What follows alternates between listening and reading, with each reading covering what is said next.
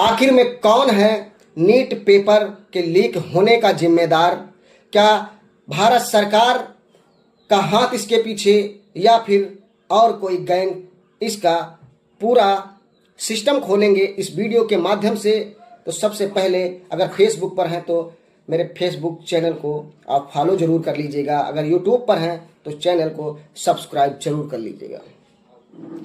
3 मई सन 2026 को paper NEET का leak किया गया, जिसके तहत परीक्षा रद्द कर दी गई। अब जरा सोचिए, धर्मेंद्र प्रधान जब से शिक्षा मंत्री बने तब से कई बार पेपर तो लीक ही हुए। ये कोई नई बात नहीं है, क्योंकि 10 सालों में लगभग 90 बार पेपर लीक हो गया। सरकार क्या शिक्षा के प्रति जरा सी भी उदासीनता नहीं दिखाती? क्या सरकार का मकसद शिक्षा को बर्बाद कर देना है, क्योंकि शिक्षा ही सवालों को जन्म देती है? क्या इन सवालों से बचने के लिए सरकार शिक्षा पर जरा से भी ध्यान नहीं देती? क्योंकि कुछ अंधभक्तों को मेरी बातें खराब जरूर लगेंगी, लेकिन मैं साफ तौर पे कहना चाहता हूं, इसके जिम्मेदार कोई और नहीं बल्कि पूरी तरीके से सरकार होती है।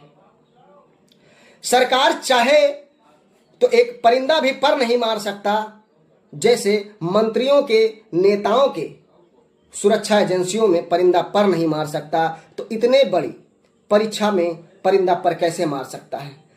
क्या शिक्षा संस्थानों में बैठे उन उच्च अधिकारियों की लापरवाही से ऐसा होता है, या मंत्रियों के संदेश पर ऐसा किया जाता है कि बच्चों के भविष्य के साथ खिलवाड़ किया जाता है?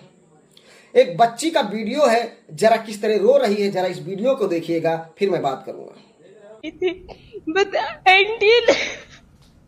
एनडीए ने ना हमारा विश्वास ही तोड़ दिया पेपर लीक करके। सीकर जैसे संस्था जो है, सीकर में हर एक संस्था ने ना पेपर खरीद लिया है, बट हमें बहुत बड़ा झटका लगा कि एनडीए ने हमारे साथ इतना बुरा किया। तो देखा, ये लड़की ने साफ तौर से आरोप लगाया कि सीकर के जितने भी संस्थान हैं सभी लोगों ने पेपर को खरीद लिया। उसके साथ बहुत बड़ा विश्वासघात हुआ, एनटीए ने उसका विश्वास छीन लिया। नीट पेपर को राजस्थान में गेस्ट पेपर के तहत 120 क्वेश्चन का मिलाप इस तरीके से हुआ कि पूरे वही क्वेश्चन उस पेपर में आए, जिसके कारण इस परीक्षा को रद्द कर दिया गया। जरा सोचिए, इसके पीछे कोई आम इंसान नहीं या न कोई आम व्यक्ति, वह व्यक्ति एमबीबीएस स्टूडेंट जिसका नाम अवधेश कुमार बताया जा रहा है। इसके साथ साथ ही कई और उनके साथी भी इसमें इन्वॉल्व थे। ये पूरा गैंग था जो एक तरीके से सॉल्वर गैंग का काम करता था, और एक सीट के लिए 60 लाख रुपए की कीमत वसूली जा रही थी। पहले कुछ रुपए एडवांस लेकर के पेपर को सॉल्व कराने के लिए स्टूडेंट की जगह सॉल्वर को बैठाने का ये लोग ठेका लेते थे, और इसी ठेके के चलते ये लोग उनसे पैसे हटते थे।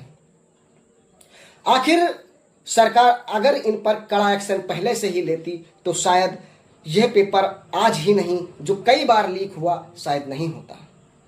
इस पर सवाल तो खड़े होते हैं, क्योंकि सरकार की पूरी पोल खुलती है इन पेपर लीक होने के माध्यम से।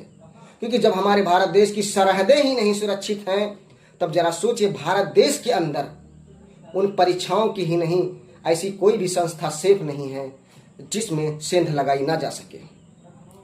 क्योंकि भारत सरकार केवल खुद के लिए बनी है, ना कि देश की जनता के लिए बनी है। क्योंकि देश के युवाओं के साथ खिलवाड़ करने का अगर ठेका किसी ने ले रखा है, तो भारत की बीजेपी सरकार ने सरेआम पर्दे पर दिखा रही है कि हम आपके भविष्य के साथ खिलवाड़ करेंगे, जो कुछ करना है कर दिखाइए। लेकिन आज एक पेपर की बात नहीं है, भारत देश में कोई भी चीज हो, हर चीज बिकाऊ है। यही कारण है कि आज भारत देश की परीक्षा भी सवालों के घेरे में बार बार खड़ी होती हैं।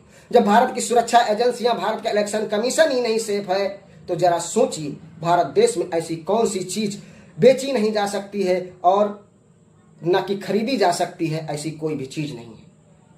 भारत देश की सरकार ही इस पूरे गिरोह ही नहीं पूरे सरगना की जिम्मेदार है, क्योंकि सरकार चाहती तो ये पेपर जो जितनी बार लीक हुए हैं नहीं लीक होते। धन्यवाद दोस्तों, इस वीडियो को ज़्यादा से ज़्यादा शेयर करिए।